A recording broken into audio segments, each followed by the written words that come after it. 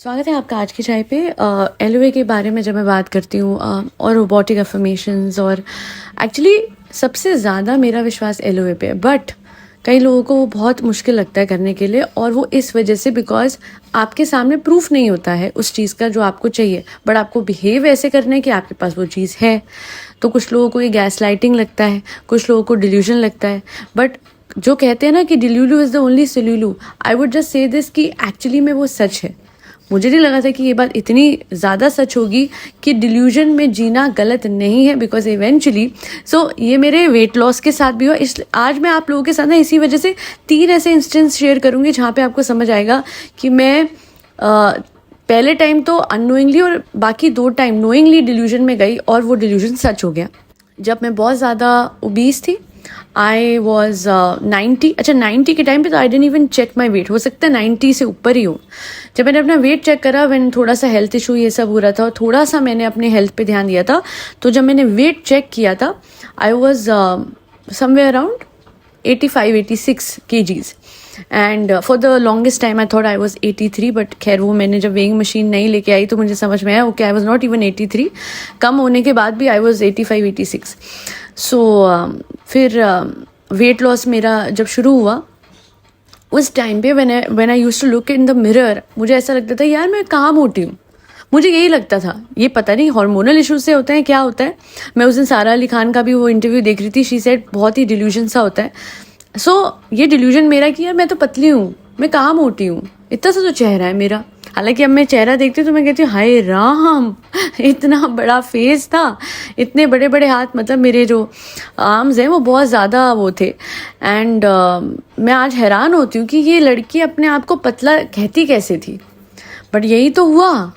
मैंने अपने आप को डिल्यूजन में रखा हुआ था, पता नहीं कैसे, और वही डिल्यूजन इवेंचुअली मैनिफेस्ट कर गया, वही डिल्यूजन सच हो गया, वो एलओए हो गया कि मैं तो ऐसे ही जी रही थी कि मैं पतली हूँ, इवन तो नहीं थी।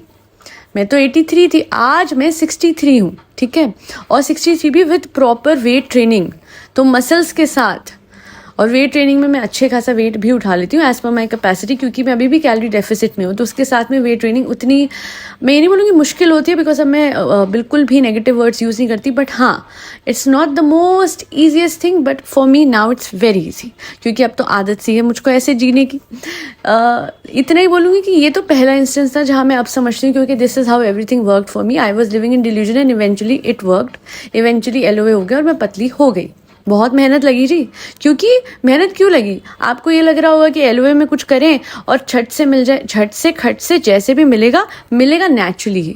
वो कोर्स ऑफ नेचर जो है, नेचर तो आपको सब कुछ देगी, but by following a due course जहाँ पे आपको ये लगेगा ये आपको नेचुरली मिला है ना। Even though there are so many instances जो कि मुझे ऐसा लगे कि my god what magic is this, but जब एलओए आप करते हैं फिर आपको कुछ मिलता है ना, कॉन्शियसली जब आप करते हैं तो फिर आपको पता लगता है वो यार ये तो मैंने किया ही था। So you know it's very obvious. अब मैं आपको बताती हूँ कि जब मैंने कॉन्शियसली एलओए करना शुरू करा, हाउ आई चेंज्ड पीपल। इसे आप एसपी मैनिफेस्टेशन भी मान सकते हैं। तो मेरे जिम में एक मेरी मैम है, मतलब मेरे प्रीवियस जिम में, and she was very rude, मतलब अभी भी she is very rude with a lot of girls specifically, ठीक है, एंड मेरे साथ भी वो रूड थी। अच्छा मेरे साथ ये इशू है कि मैं रूडनेस, हार्शनेस ये ले नहीं पाती हूँ, I am very soft hearted, and I am obviously जब आप दूसरों के साथ अच्छे हैं तो सामने से आप बुराई क्यों लेंगे, है ना। I came back home and this one day I was crying because of my ma'am's behaviour. Trainer जो मेरी ट्रेनर है उनका बिहेवियर देख के मुझे अच्छा नहीं लगा, and I was like dad I want to change my gym, and my dad said fine do that. My mamma said आप एलओए बहुत ज़्यादा करने लग गए हो तो इस मामले में क्यों नहीं करते। एंड मैंने बोला वो तो बिना वजह ही मेरे से ऐसा बिहेव कर रही हैं, क्योंकि मैंने एक्चुअली क्या हुआ था कि इनिशियली वो नहीं कर रही थी, बट मैंने देखा वो हर लड़की के साथ करती हैं, तो मेरे दिमाग में आता है तो हर लड़की के साथ ऐसा बिहेव करती हैं, वो मेरे साथ भी करने लग गई। वो मेरी एक अजम्पशन थी जो सच हुई। तो मम्मा ने बोला कि जस्ट ट्राई एंड ये सोचो कि वो आपके साथ ऐसा नहीं कर रही हैं। And then I was like वो कैसे हो सकता है। तो मेरी मम्मा ने कहा don't react in front of her, and frequently इनसे कम्युनिकेट ना करो, और जब आप करो तो be very sweet as if she is very sweet with you. So you are behaving in a manner that the person in front of you is very nice to even though he और she is not nice with you. And I was like okay fine I will try. मैंने पहले तो मैंने मना किया था, but फिर मैंने कुछ सोचा, मैंने कहा ओके ये भी ट्राई करके देख लेते हैं, एलोए तो एलोए ही है। मैं गई and she was for some reason she was in tears, जो वो मेरी ट्रेनर हैं। एंड मैंने उनको बोला क्या हुआ ma'am, is everything all right? So ideally तो मुझे पूछना ही चाहिए था बिकॉज वो मेरे से रूड थी, बट मैंने पूछा एंड शी सेड हाँ सब ठीक है। उनका मूड बड़ा उस दिन ख़राब था। And then I said but ma'am आप इतने प्यारे हो, आप आज तो आपकी स्किन भी इतनी अच्छी लग रही है, आप क्यों दुखी हो रहे हो? ऐसे दुखी मत हुआ करो, कुछ जो भी है सब सही हो जाएगा, डोंट वरी एट ऑल। मैंने ऐसे बोला, शी सेड हाँ ठीक है। मैं कहा इतने तो आप अच्छे लग रहे हो, आपका हेयर कट देखो। मैं ऐसे बोल के चली गई। एंड देन कुछ दिन तक हमारी बहुत कम ज़्यादा ऐसे बात हुई थी, but she was not rude with me, rudeness नहीं थी, बट हाँ रूखा पर उनके बिहेवियर में था। एंड उसके बाद 1-2 हफ्ते मुझे बीच में ब्रेक लेना पड़ा, मैं नहीं आई। एंड देन मैंने रिज्यूम करा। तो मैंने जिस दिन रिज्यूम करा शी वॉज लाइक कहाँ थी तुम? एंड आई वॉज लाइक हाँ जी मैम। अरे I missed you so much, कहाँ थी? तुम होती हो तो यहाँ पे सब ऐसे खुश खुश रहते हैं, you are the source of light. And she said such things for me and I was like हाँ सच्ची? I was so happy. And ये सब क्यों हुआ? बिकॉज मेरे वो ऑफ लेने से पहले, जाने से पहले मैं उनसे जैसे बिहेव करके गई थी, वो तो ऐसे था कि जैसे वो कितनी अच्छी है मुझसे, है ना। तो वो उनके दिल में वो चीज़ मैं सीड डाल के गई थी अच्छाई का, मैं सीड डाल के गई थी अच्छे बिहेवियर का। और जब तक मैं वापस आई थी लिटरली वो पेड़ बन चुका था।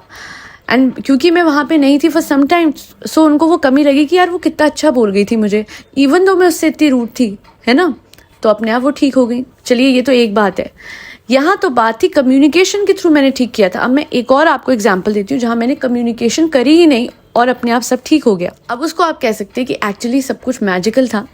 सो दिस गर्ल, उसे जिम ज्वाइन करा एंड उसकी आदत बहुत थी, मतलब कुछ होते हैं ना, क्या बोल सकते हैं, जो दूसरों की हंसी मजाक बिना बात को उड़ाते हैं फॉर नो रीज़न। उनको टाइम पास करने के लिए किसी न किसी को पकड़ना है और उसका मजाक उड़ाना है। मेरे साथ भी उन्होंने करना शुरू करा। चलिए वहाँ तक तो समझ में आता है बिकॉज ऐसे लोगों को मैंने बड़ा देखा है, मुझे इग्नोर करना आता है। बट फिर क्योंकि जब मैंने भाव नहीं दिया, शी पास थ्रू मी और वो आगे से गई and she pushed me so much so कि मैं आगे चली गई बिल्कुल, मतलब ऑलमोस्ट कि मैं गिर सकती थी because she is very giant in the sense, बहुत हाइट ज़्यादा थी उस लड़की की, 6 फुट होगी। एंड वेट भी बहुत ज़्यादा था बिकॉज जिम में she was here for weight loss. बहरहाल वो तो उनकी अपनी वो है, मैं वेट का कुछ वो नहीं कर रही हूँ, बता रही हूँ कि मेरे कंपैरिजन में वो बहुत बड़ी थी। और उन्होंने जब मुझे पुश करा तो I was almost about to fall.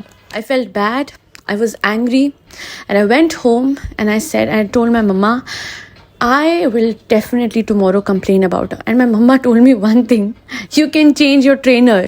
Why can't you change that girl's mindset? मतलब जो आपकी ट्रेनर है उनका माइंडसेट आपने जब बदला तो फिर इस लड़की के मामले में आपसे क्यों नहीं होता?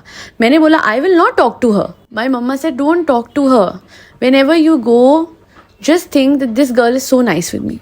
And don't show your angry face.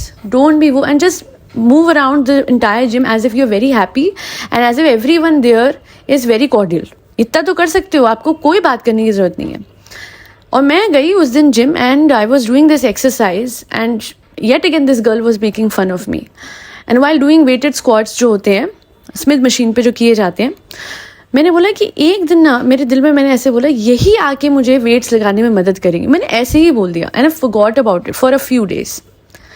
I don't know what happened, what changed.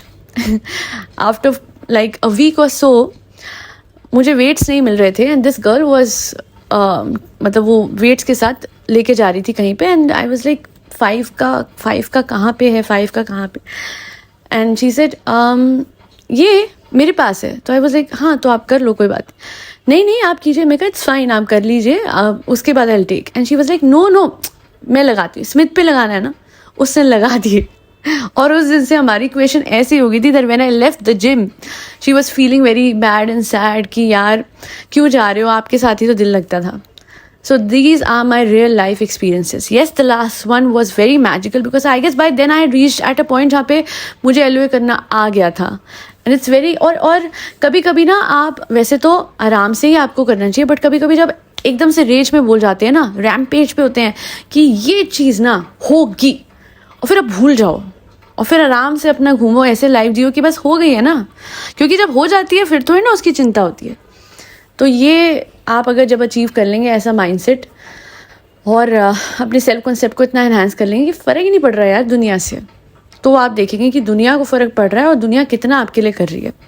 और एक्चुअली मुझे ऐसा लगता है कि जल्दी मुझे रिजल्ट इन केसेस में इसलिए मिले बिकॉज मैंने इन लोगों को पेडेस्टल पे नहीं रखा था। इनके बदलने या ना बदलने से मुझे फ़र्क नहीं था। मैक्सिमम मैं जिम चेंज कर लेती, है ना। एसपी मैनिफेस्टेशन में भी मुझे यही समझाना है कि आप किसी को भी अपने से ऊपर मत रखिए, किसी को भी पेडेस्टल पे मत रखिए, बिकॉज जब आप ऐसा करते हैं तो ही आपको मुश्किल पड़ती है उस इंसान को मैनिफेस्ट करने में। आप डेस्परेट होते हैं, आप लैक की एनर्जी से फिर मैनिफेस्ट करते हैं, एंड इसी वजह से इवेंचुअली चीज़ें ख़राब हो जाती हैं क्योंकि आप डेस्परेट दिखते हैं। देखिए, first of all you need to know you are whole, right, you are complete and any other person is not above you. और अपनी मेंटल डाइट बहुत क्लियर करके चलिए, ज़्यादा वेवर मत कीजिए। और अगर आपके दिमाग को आदत है वेवर करने की, यानी बार बार नेगेटिव थॉट्स लाने की, तो आप उसी टाइम उसे जवाब दीजिए कि नहीं बट इसने ये चीज़ करी तो है मेरे लिए। हमारी आदत होती है हम फोकस नेगेटिव पे करते हैं और वही बड़ा बड़ा बड़ा बड़ा होते जाता है, हमारी रियलिटी में दिखता है। तो अगर आपको लगे ना यार उसने मैसेज क्यों नहीं करा, यार वो बिजी होगा ना, वो अभी काम पे होगा, यार उसने मुझे ऐसे क्यों बोला, ठीक है अभी थोड़ा सा मूड वो है but eventually I know this man loves me और शी लव्स मी। और वो कैसे आप करेंगे, वो सब याद करके जिससे आपको दिखा था एक्चुअली में 3D में कि हाँ यार इस इंसान ने ये सब करा है। सिर्फ अच्छे पे कॉन्सेंट्रेट करेंगे, नेगेटिव पे नहीं करेंगे। एंड थोड़ा सा जब आपका मूड ख़राब हो, जब आपको लग रहा हो यार मैसेज नहीं आ रहा, या आपको लग रहा हो कि सामने से एफर्ट्स नहीं आ रहे, उस टाइम पे आपको लैक की एनर्जी से रिप्लाई नहीं करना या फिर एफर्ट्स नहीं मांगने। You can just leave that chat, you can leave the conversation as is for some time till you get back to your confident energy। वो वाली एनर्जी जहाँ पे लैक नहीं है, बस कम्युनिकेशन करने की चाह है बट एक इनसिक्योरिटी नहीं है। आई होप आप लोग समझ गए होंगे कि मेरे रियल लाइफ एक्सपीरियंस में मैंने क्या करा है, और आप लोगों को जो भी सही लगे वो करिए। For some people robotic affirmations काम करेंगी, for others LOA, and for many others a combination of subliminals, LOA and robotic affirmations. So जो सही लगे वो कीजिए एंड विद टाइम वर्कआउट कीजिए कि आपके लिए क्या काम कर रहा है और फिर उसी पे कॉन्सेंट्रेट कीजिए। आज के लिए इतना ही। Thank you so much for listening to my podcast. Remember life is a miracle, कभी भी कुछ भी हो सकता है। परी बच्चों को खाना खिलाते रहें जिसमें कैट्स, डॉग्स, गौ माता और बर्ड सब आते हैं। जय श्री राम, राधे राधे, हरे कृष्णा।